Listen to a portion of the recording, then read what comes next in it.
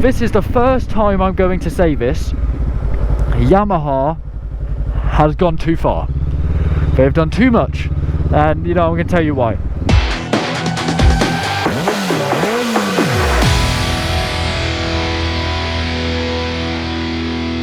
Hey, what's going on, guys? Nath here. Welcome back to another video. Is that a car? It is around the corner. And today, guys, a couple of little updates. First thing, new, you know, the angle might not be right and the microphone might not sound 100%, but that's just because I've got a new helmet which I'm testing out the angles and everything. And guys, I haven't uploaded in a week because my bike just dropped power there. Because I have been studying for uni, just trying to get my HTML correct, because I've got a very big assignment due in a week, so I'm working on YouTube and that at the same time. So hopefully my mic setup is okay. I'm also not feeling the best at the moment. I got a massive headache, but I thought I'd go out for a ride, see if that soothes me a little bit, you know, because I like being colder than hot. So we're chilling at the moment. So yeah, oh, that was a bit wobbly. Today, guys, we're going to be talking about the YZF-R125 2023. The 2023 model this time. Yamaha's brand new Gen 4. Now, I will be test riding this bike because I want to know what it's like.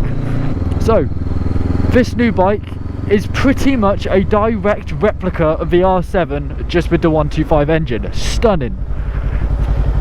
You know, it looks incredible. It's an incredible design, amazing new dash, you know, think it's totally worth it. But then we get some debatable features that a 125 just doesn't really need to have.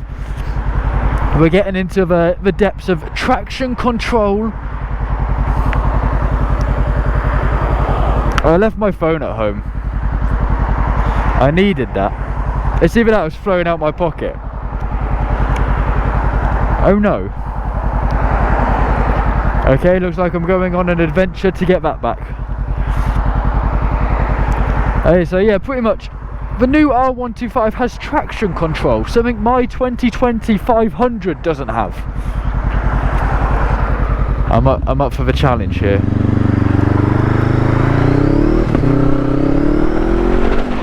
There you go, we'll just go. Yeah.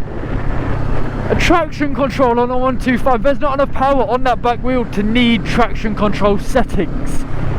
So I personally think that's incredible that Yamaha's decided to put that on there for no reason. But then with new features comes price bump. Yamaha have put their prices to an estimated, from what I've seen from sources, I'm not sure if there's an official price at the recording of this video, 5,499 for a 125. That is extortionate. I remember when the R125 was 4,199, and that seemed like a lot of the time. So I am honestly, oh, don't want to go that way. I'm honestly gobsmacked at, you know, the price of this new bike. And I do apologise, I haven't got my wind filter on at the moment, so it is a bit weird, you know, dealing with the wind again. So you guys are paying a lot more for, you know, features you can't even make the most of. I don't need traction control on my 500 because I haven't got 200 horsepower on the back wheel. I've only got 40, but you know, when you need 15 horsepower, apparently you need it as well. So it's kind of special in a way. My bike keeps making these sexy little pops and I love it. I don't like riding in the wet, especially on a roundabout. Just screams death wish. Hey! Bum, bum, bum, bum, bum, bum. Yeah, so this bike looks incredible. It's got that new headlight in the centre between the lights as well. I like that. I do like that. But do I think this bike is necessary? No. No, I don't. I think Yamaha should just have done an updated Gen 3 and just added that little headlight in there, because their dash is already perfect and everything. So now obviously all the information I have about the 2023 R125 is, you know, it's all new rumours and news, and I don't know how 100% reliable it is. At the time of making this video it could have all changed. But there is also another rumour, or slight confirmation, but there is a quick shifter on this bike as standard. Now, why would you want a quick shifter on a 125? I understand it's cool and awesome, but fuck me, at the same time, that's something else you have to pay for. You know, if you want this brand new. I mean, I personally don't think this bike is going to sell very well, because, you know, people are already struggling to sell their Gen 3s for above £3,000. Are people really going to want to fork out over £5 grand for a 125? Because you have to remember that these bikes need to be simplistic. 125s, they need to be basic. They need to be an introduction, not here is every single advanced, you know, piece of technology every motorbike has in the world, the same as the R1. We don't need that. We don't want it. What we need is a bike that we know, that sounds disgusting, in your BTEC Fiat 500. What I want 125 brands to understand, like Yamaha and Suzuki and Kawasaki, is that 125s need to be simple. And nobody wants a 125 that has traction control and, you know, wheelie stop, because it is, at the end of the day, it's just not necessary. I hate this roundabout. I don't know. It's just not necessary. I mean, it's all well and good having the LCD dash, but keep it simple, so that they can read easy, because this might be somebody's first ever motorbike, and, you know, they come off their CBT on their 125 scooter or CB125 with the analog dashes, and suddenly they're faced with traction control, you know, quick shifters, all this stuff that they just want a bike they can get used to the road on and, you know, it used easily. But instead Yamaha has gone and inflicted this. I mean, don't get me wrong, it's a crazy insane bike. I'm pretty sure it's just an R7 with a 125 engine in it, but is it needed? It is what I'm trying to say here.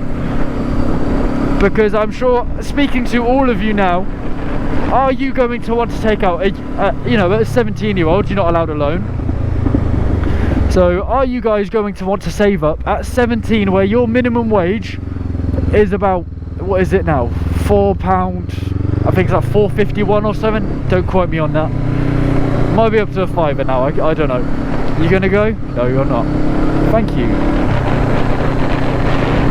But yeah, so, you know, are you going to want to save £4 an hour, you know, of your wages? You know, that's what you're getting an hour. Are you then going to want to spend £5.5 grand on a brand new 125, but you're going to crash and not be able to ride properly? You know, you get what I'm trying to say? So, in conclusion, do I think the new R125 2023 is worth it? No. Is it a waste of time? Yes. Did Yamaha peak at Gen 3? Yes. Is the Gen 2 still a good bike? It is the best. If you want a 125 and you haven't got much money and you like Yamaha as much as I do, then 100% just go and buy yourself a used stock. Just 100% go and buy yourself a sexy Gen 2. You'll love it, honestly. There's a car right on my fucking ass. Get back, you stupid cunt. But yeah, so that's what I'm trying to say, is it's not a necessity, which is sad because I love Yamaha and I think the R7 was a great choice over the R6, because it really does, you know, even out the market for, yeah, little boy racer cunt. It really does even out the market for A2 licenses. You know, you can choose the R3 at lower power or the R7 at higher power, then you go to an R1 if you want more power. So I think the R7 was a perfect addition, but the way they're taking this now, I think is all wrong. I think what they should have done is take all these features that they put on the R125 and just push them onto the R3, because that is a bike for someone that's passed a full test. They're getting into the world of motorcycling. They will want an understanding of everything else other bikes can offer at the same time, of being able to learn with them.